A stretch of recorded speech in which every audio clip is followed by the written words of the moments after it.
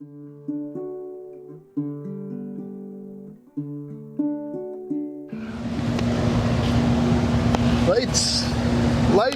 camera. Hey, we're there. Action. Welcome to the Sports Wrap with George and Ringer, and a little bit of wind, but we can't stay inside on a July day when it's in the mid-60s, George. Especially when there's about 70 people in there. So it's it is busy on Thursday at the Rainier Muni. Let me just say that. And I think it's all that advertising they're doing. It's paying off. And I tell people, stop by, drop in. There's people that they're in town. They're probably from here, and they're coming here with their husbands, and they find out just once you come here a couple of times, this is the first place you head when you come back. That's because you're never a stranger at the Rainier Muni. I was about 1965, but maybe 64, but it's been a long time. Yeah. Well, there you go. That's how it works. Well, we've got some sports stuff to talk about, but I think we got to start. I think we got to start with Wyatt Ulrich. We got to start with Wyatt. I think we probably started with him last week. That's fine. We have to bring it up here. Yeah. I think we recorded the show last Thursday. Yeah. Today is Thursday when we record this. At that time, we knew that we had just found officially that he was definitely going to become a part of the San Antonio Missions. Since then, he passed a physical on Friday, was in uniform Friday night, but did not play, and got into the lineup on Saturday, and he has played in 4 games since then, Saturday, Sunday, Tuesday, Wednesday, and 1 for 3 with a walk in each one of the first 3 games, and then an RBI on Sunday and Tuesday. And then yesterday on his birthday, doggone it, he went 0 for 5. Yeah, and I'll tell you, but when he had, isn't she cute? When he was playing the night before, he got a single and a run batted in, but then he stole second. And the announcers down there, they've been watching this AA game for a long time. They called him a streak on the path, and so I think Wyatt can run. He's showing that he is not afraid to steal bases. If there's any one thing that I can see the difference, he's facing some incredible breaking pitches. I mean, these curveballs, they come out of nowhere and then just drop. It's the biggest thing that I'm thinking about, because I was listening to the game on the radio last night. I had a drive from Cloquet home, and I as soon as don't take this wrong, everybody out there. As soon as I got out of the car with my wife and got into my car, the game went on the radio because it was already started, and I wanted to know what was going on. And I picked it up in the 4th inning. I think he batted in the 4th inning, and he struck out on 3 curveballs. Yeah. And it was kind of like, ooh, is it that much of a difference? And so my biggest thing is, he's played 4 games now. Do they have a scouting report on him that maybe he struggles? And I'm not saying he has been, and I don't know, but is the thing on him, throw him a big curveball and he has a tough time? But my feeling is he's going to get used to that. Yeah, he is. I think he will too. It's all a matter of time. And so I saw him. This is 2-3 games ago, maybe his second game. He goes up, he takes 2 quick strikes, and then he takes 4 balls, and they were close strikes, but he caught 4 balls and didn't take them, took first base, and started a 5-run inning. And so he has that way of affecting the team. He's had that way on every team that I've seen him play, and and I think that's that's his ace in the hole is and then compared to some of those guys, I mean, there's some horses on that in that Texas league.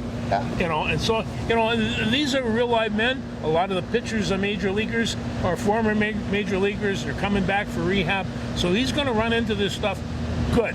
That's what he has to do to go from there. And this is the dream. It is. It's they say that the American Association, where the Sioux Falls Canaries are in, is comparable to AA ball. So, like I said, it's a matter of getting used to a new set of pitchers, getting the scouting reports out there. The big thing about the Texas League and all the AA's and AAA's out there is they play 6-game series versus the 3-game series that you usually get in the American Association. So you start to see teams 6 in a row. You kind of you start to learn about the pitchers. I know about Midland now, and it's and Corpus Christi was the only other team down there, but there's some pretty interesting teams in that Texas League. And when they talk about, it's a warm summer evening, It's a different than what warm summer evening was. I think that the game started off about 93, and then you could see as the shadow came over and they got a little shade, it cooled down a little bit. But it didn't seem to affect any of those kids running around, and it's they have a good minor league team. I think you get used to it. Yeah. And so again, part of the San Diego Padres organization. So of course, I'm watching the Padres scores just a little bit closer over the last few days, and they were in Detroit, and Detroit got a couple of one-run wins, as I recall. So that's where the Twins will be this weekend, and my heart shall be torn a little bit this weekend, cheering maybe for both teams, and maybe cheering against, maybe, that an outfielder might have a mishap or something. Well, he's replaced, like, the right fielder that was out there was batting .345 and was, a third or fourth in slugging percentage this kid could hit. And so he gets called up to the Padres from Double-A. Another kid gets called up to the Padres from Double-A. A third one gets promoted to Triple-A. And so all of a sudden, well, that's a considerable hole in your lineup. And so that's how people like Wyatt get a chance. They get a chance, and like I said, it's going to be an exciting run. In my mind, in a perfect world, he plays this rest of this season at Double-A. He gets called down for spring ball, starts next year in Triple-A, and finds his way next September, a year from now, finding his way onto the 40-man roster and get to put on a major league uniform. Now that's to me in a perfect world. Some people might have that accelerated and hope that he gets his chance sooner than that. Maybe it's 2 years. That would still be a long wait, but it might be worth the wait. Well, this is the point when a guy like Wyatt, with the maturity and the experience that he has, is going to lend itself well to making this adjustment. Because I knew last night when he walked off, he was pretty frustrated with himself, and he reached for a curve that, well, I'm not sure. I mean, I'd have hit myself in the head with it. It was just an incredible curveball. Another curve that he took, he just watched it go by, and it just clipped the corner. It was perfect. Well, I think the biggest thing about it is, like I said, learning the pitchers and knowing what to expect from what their pitchers are seeing. So, yeah, Wyatt struck out, down 3-2, top of the ninth, 2 outs, bases loaded, and he strikes out to end the game. So I can imagine his frustration. There was a scream out of the solarium. There was a scream in my car. Yeah, it was. And maybe if I repeated what was said here, there'd have to be some beeps put into the show. So yeah. I think we're living through it with them. 7 sure Mom and Dad 7 are o'clock as well. tonight. I know what I'll be doing, and so this is addicting to have a young man that playing at this level of baseball, and it's all right there to see, and it just comes.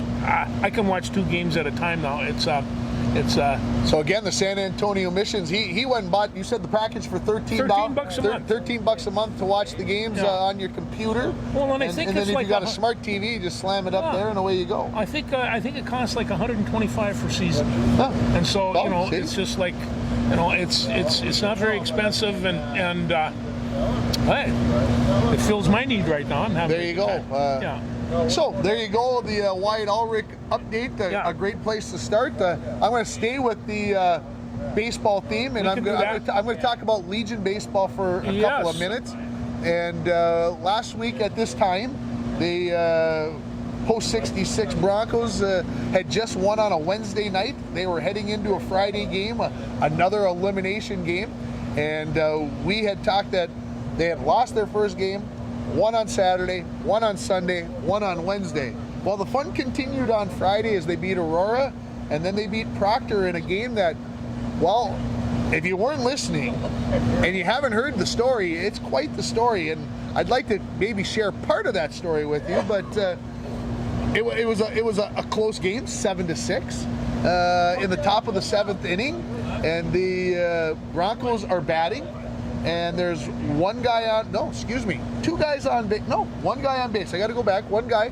Parker Savona's at the plate with a 3-2 count, and they decide that Proctor's going to make a pitching change.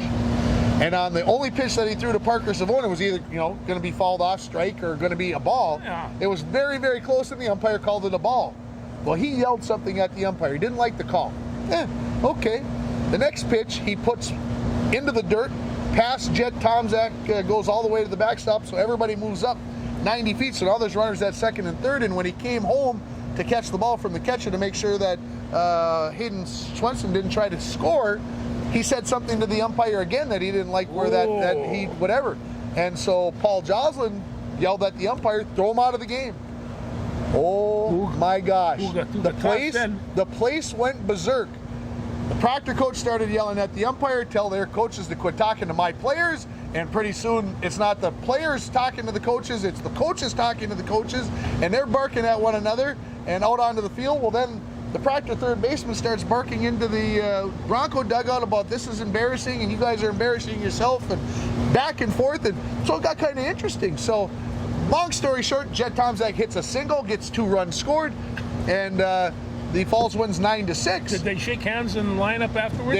That's where we're going with this story. They shook hands. Yeah. And of course the coaches are last, and the coaches came together and they shook hands. Yeah. And they started talking a little bit, and pretty soon the Proctor's coach's hands went out like this, and pretty soon his finger was up in the air, and pretty soon Phil Talmadge's hands are out a little bit, and he's talking a little bit, and the assistant coaches are there, and that's what I'm watching. But maybe more excitingly is there's a Bronco player and a Proctor coach and a Falls coach with 2 umpires stuck in between them because they're jibber-jabbering at each other.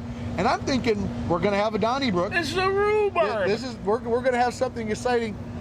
All said and done, it all went away. They all walked apart, and no punches were thrown. Lots of words were exchanged. Lots of disdain for one another was exchanged. And the Falls went on and won those 2 games on Friday. So they won 5 elimination games in a row, and then they ran into Esco on Saturday and lost 12-0 in 5 innings. But it was a heck of a run. It was fun. I enjoyed every second of it. And no, this team, judging from what I listened to you call stuff, this was no one-trick pony, as it were. No, there was a number of kids that could play ball in this team. Yeah, and there's some younger kids that I think are going to make this this Bronco varsity team for next spring. I think going to make it exciting. They brought Joe Talmadge and Brian Koenig back to this Legion team. They were super seniors. Having 2 arms like that to pitch made a big difference. But Cody Joslin fared well for himself. Keaton Maish pitched well. Parker Olson and Jake Olson and Hayden Swenson really didn't even pitch a whole bunch in the Senior Legion tournament. They did in the Junior Legion tournament.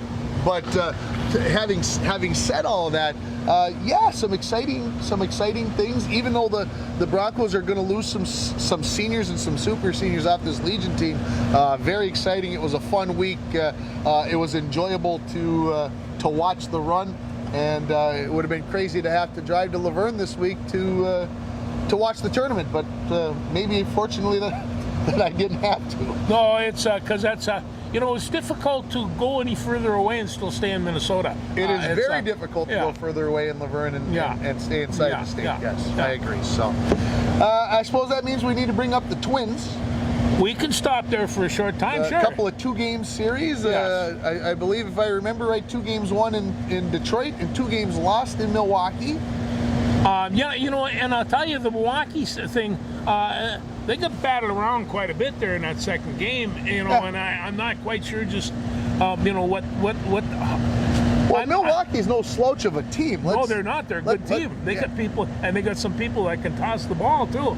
So, apparently, and I didn't see Tuesday night's game as I was on vacation, but apparently the Twins must have been leading and gave up the lead in the 9th. Yeah. And lost 7-6? And lost 7-6. Okay, because I think at one point I saw that it was 6-3, I think, when I went to bed. Yeah. As I was an hour ahead of time, and so it was a little late for Tim on my schedule. And anyway, having said that, 2 losses. But the thing of it is about the Twins now. And it's, that's the negative side. There are some positive sides. Number one, there's still 2.5 games, and I think Cleveland just dropped a couple. Cleveland just won last night, so it's a game and a half. They came back and beat the horrible right now Boston Red Sox. How can that happen, those poor old Red Sox? It just hurts me. Just right here. It hurts me right here when the Sox lose. I tell you, you go to Fenway one time and you'd be a believer. It's like going to church. It's an amazing thing, but no, the Boston Red Sox are really getting kicked around right now. And then, of course, last night I kind of snuck in because I'm looking and watching that the Mets were playing the Yankees, and I like those crosstown rivalries, and I don't think that those teams particularly like each other either. And then big Aaron Judge, I don't know how tall he is. He's 6'7". I think 6'6", 6'7". Yeah, and he's standing up there with that stick. He looks like Mighty Casey, and Mighty Casey last night struck out 4 times. Max Scherzer, I believe, had 3 of the first 4, if I remember right, seeing on my phone, zipping things through. So, yeah, those things happen, but the Mets only had to win in a walk-off 3-2. So, yeah, ESPN's already touting a Subway Series for the World Series, and I'm like, I don't see that. Stop. Wait a second, folks. Stop. There's some people that are going to do something with it, and besides, Mookie's going to be playing well by that time. He's Dodgers are. Here's the shocker of the week: the last place Oakland Athletics sweep the first place Houston Astros. What the? As Vince Lombardi would say, what the hell's going on here? I know that, and it's about that time I really get enthused, and I watch Moneyball all over again because it's such a good show, and it kind of tells it a little bit like it is, but. It's an amazing thing, this baseball. It really, truly is. Yeah, they talk about any given Sunday in the NFL. How about any given day, basically, in the majors? Hey, they're all professionals. They're there for a reason. They may not be whatever, but they're playing baseball for a reason. Well, and some of these guys, like Verlander's 39 years old, and how many people is he going to strike out? Well, most of them. And so, these guys are still chucking and pitching and playing the game. That just absolutely amazes me. It really does. But like you say, Ric Flair is going to be 73 and he's coming back. He's going to wrestle one more time for Ric Flair. Come on, baby. Yeah. Are you concerned about the Twins? I know we say this every week. I'll tell you what, right now, I can't be totally concerned because they've been in doubt the entire season, and they've, up to this time, proven me wrong. And so who knows if they can piece together. Right now, I think they got a pitching staff that's held together by chewing gum, and if they could solidify that just a little bit, and they say some of these pitchers are coming back this fall, I'm not sure that's going to happen or anything like that. So they're going to probably have to make some changes. But everybody's complaining about Miguel Sano and all the rest. They got an awful lot of talent in this organization. They got a bus that runs over from St. Paul every time they need a replacement. I think that's really pretty remarkable. In the days that I was gone, Tim Beckham's batting average for the Saints went from 398 to 412. Jesus. Now I still haven't figured out why he's batting 412 and hasn't had a chance with the big club yet. But I'm not making those decisions. And no, but people were asking that in the spring, and it's just. And so there's probably some he's not a rook, it's not his first time around the horn here, so there might be something in his contract that's holding that back. But we'll play all that out. Yeah, by this time next week, the trade deadline will have come and passed, and we'll know what the Twins are going to do. I mentioned it on our other show this morning that we need to go a little Bill Guerin here, I think, and make a splash trade.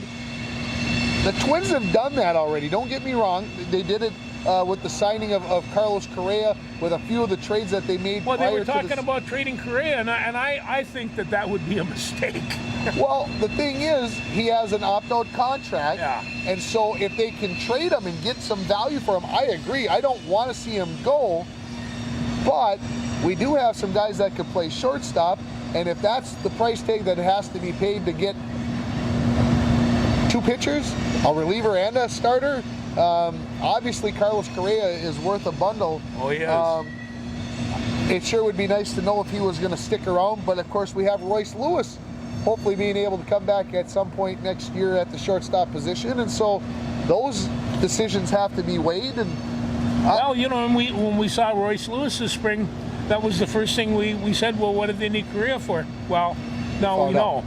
Yeah. Okay, on a scale of 1 to 10, 10 meaning Miguel Sano is gone by this time next week, 1 meaning he's still with the team, where is his trading happening in your mind? Oh, he's got to be 8 3/4 anyway. 8 3/4. Rocco says that no, they're not going to trade him. And they said, no, I'm ready to go. This is this and this, but no, I think that, like you say, they're trying to show that he can do a couple of things, I agree. I think that it's in that vicinity. It's in that 8-9 range.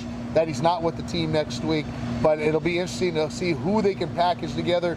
Our phone caller this morning said he has no value I agree. I agree with the caller and the fact that he's batting .093 with 1 home run. How long did he play with the knee injury?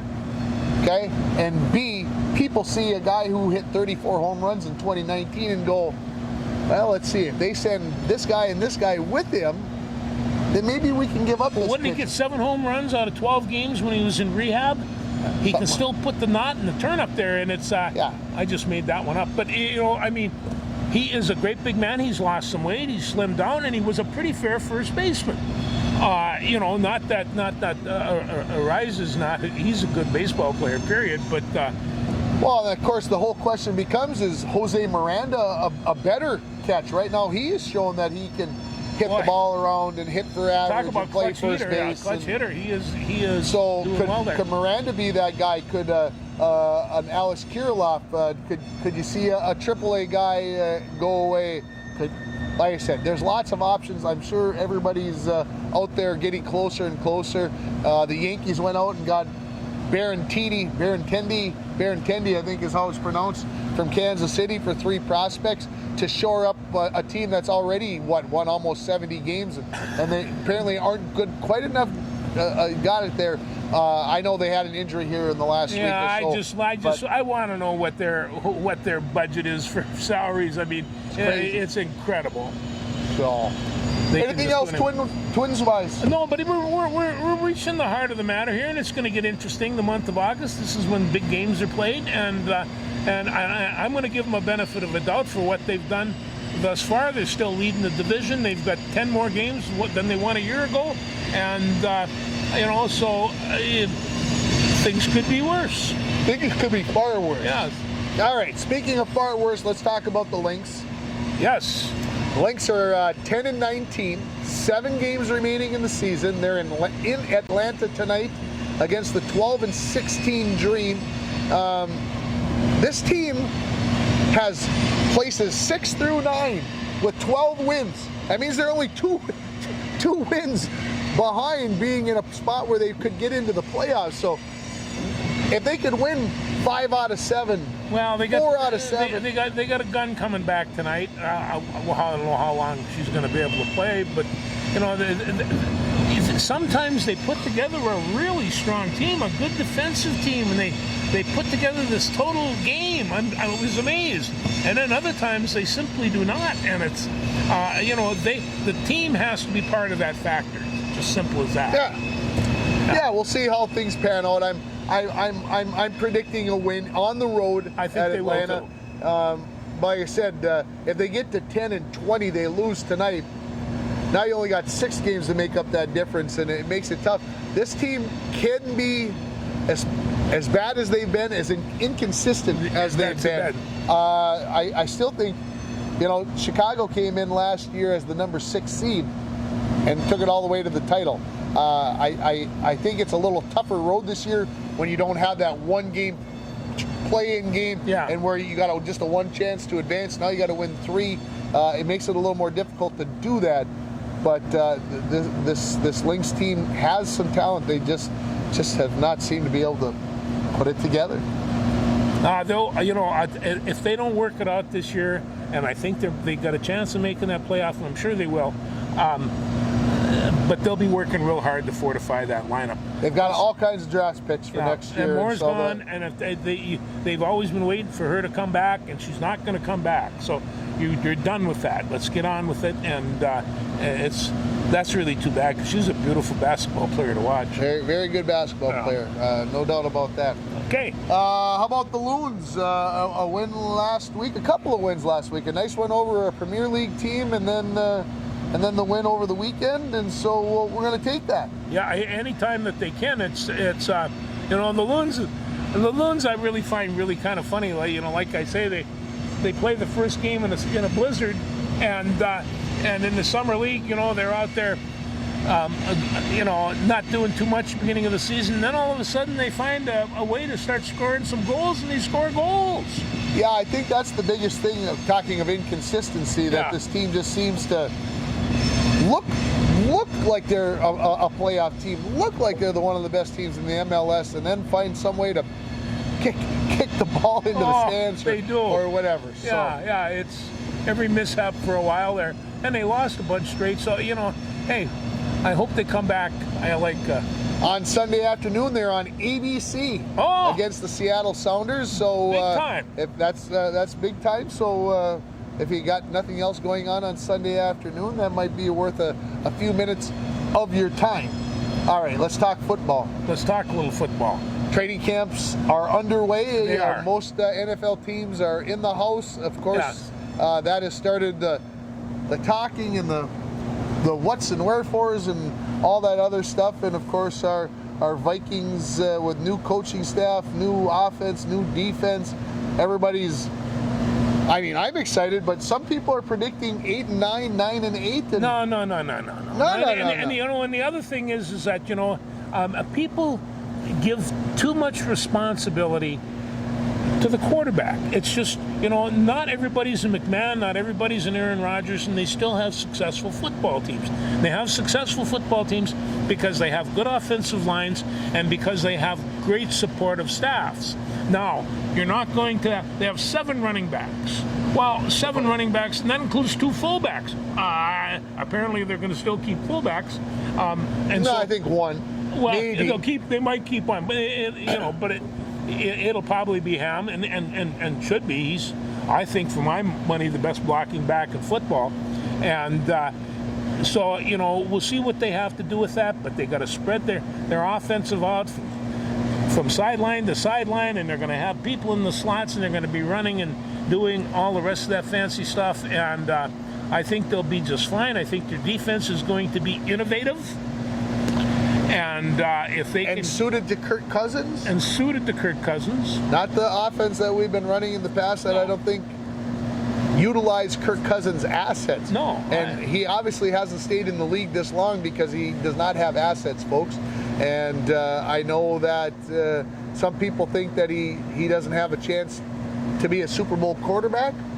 I could be wrong on this, but I think with the right mixture of people and the right offense, I think he can. We have found out over the last week that basically Paul Allen said Mike Zimmer did not like Kirk Cousins. Never did. They coexisted for 3 seasons. Well, but Coach Zimmer was the defensive specialist. There's kind of like a thing. You just take a different approach to that, and you look at your quarterback through defensive eyes, and I think you have to look at your quarterback through offensive eyes. You really do. And you got 3 wide receivers, that are as good as any in the league, and who knows, maybe they'll come up with a 4th. If Delvin Cook and Allison can catch the ball, they'll be all right. And I think they're going to be just fine. And it's I see this. You're playing 17 games now. 10-7 sounds more reasonable to me. Sure. Possibly 11-6. Obviously, this is 5 or 6 weeks before even the first game, so injuries and things can change that. But having said that, I have high expectations that this team is going to do well.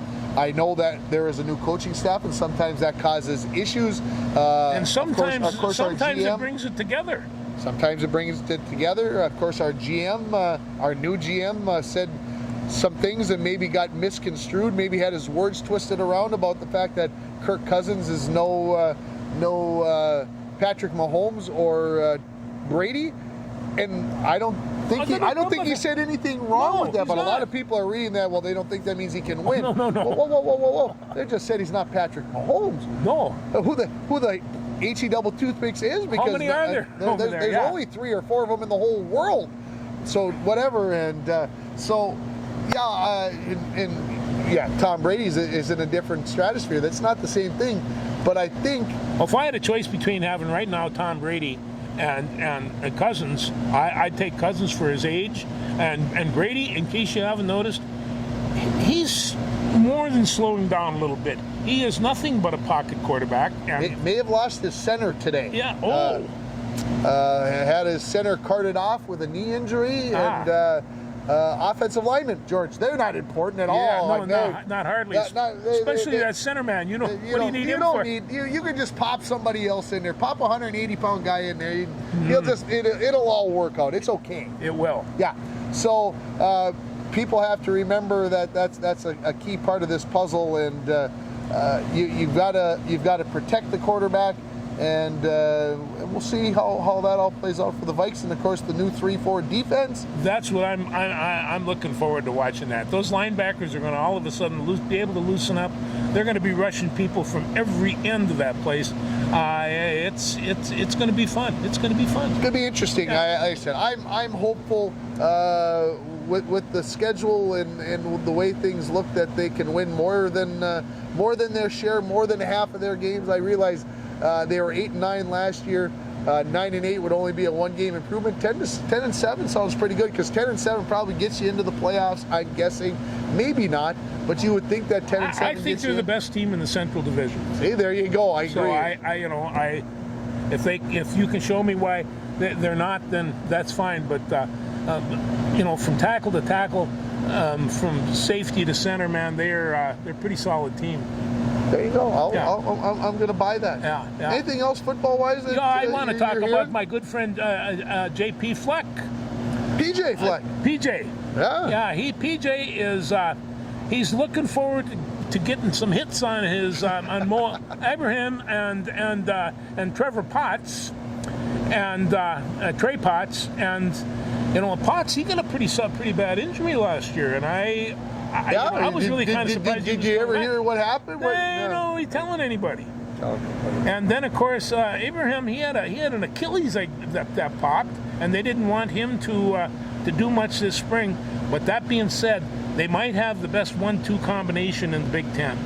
And if they can piece it together again, that offensive line, because you see, in college you can still rush the ball, and so they don't like doing it that much. But my old friend Army, they have no problem at all doing it. And here's the thing about that 1-2 punch. We have to remember how good that offensive line was for the Gophers last year. They're losing 4 of the 5, if my memory is serving me correctly, and so they have to replace 4 of those 5 guys. And so if those 2 running backs have the seasons like we'd like them to have, that tells me that the offensive line came together, because they are good running backs, but good running backs have a tendency to be the product of the offensive line sometimes in front of them. Towards the end of last year, Fleck was alternating some of those offensive linemen for that very reason, and they functioned pretty well. Yeah. And so and even the big guy, I don't know how he's doing how he'll do in the pros, but he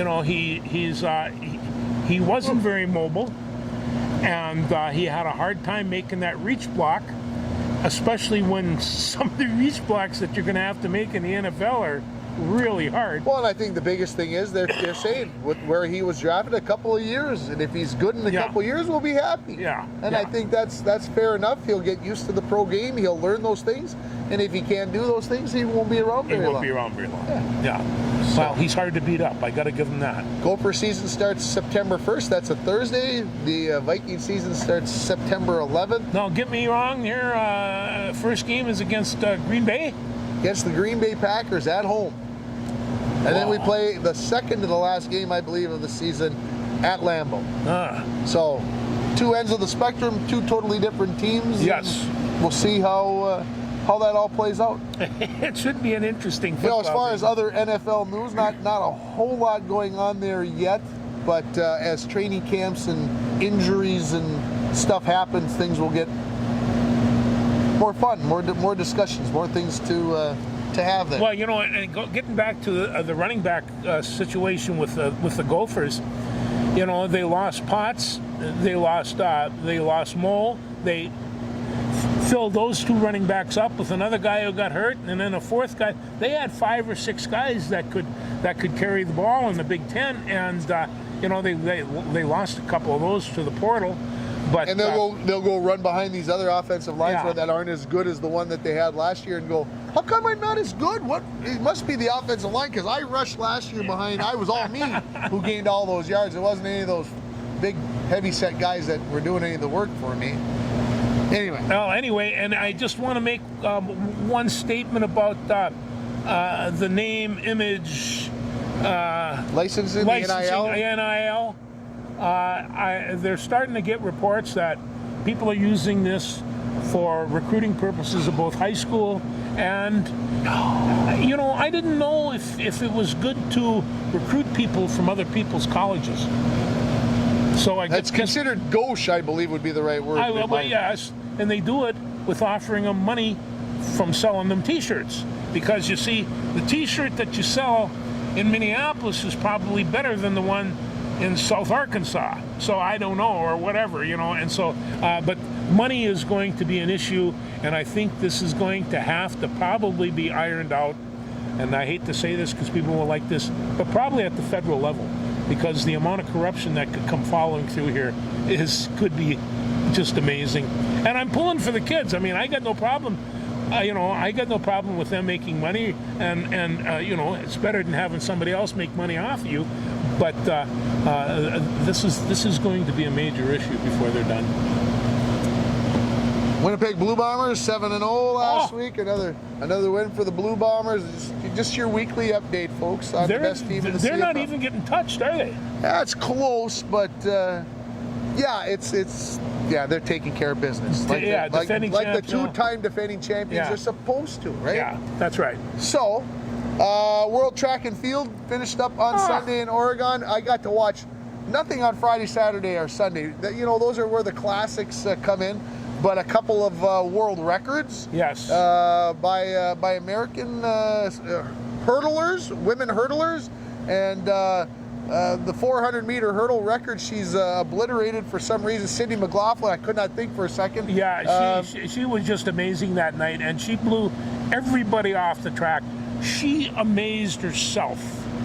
Then they brought her in to run the 4x400. They had her come and run an open leg in the 4x4. Well, she's running the the time she ran in the 400 meters, hurdles, would have placed her like seventh in the open four at the World Championships. Without the hurdles.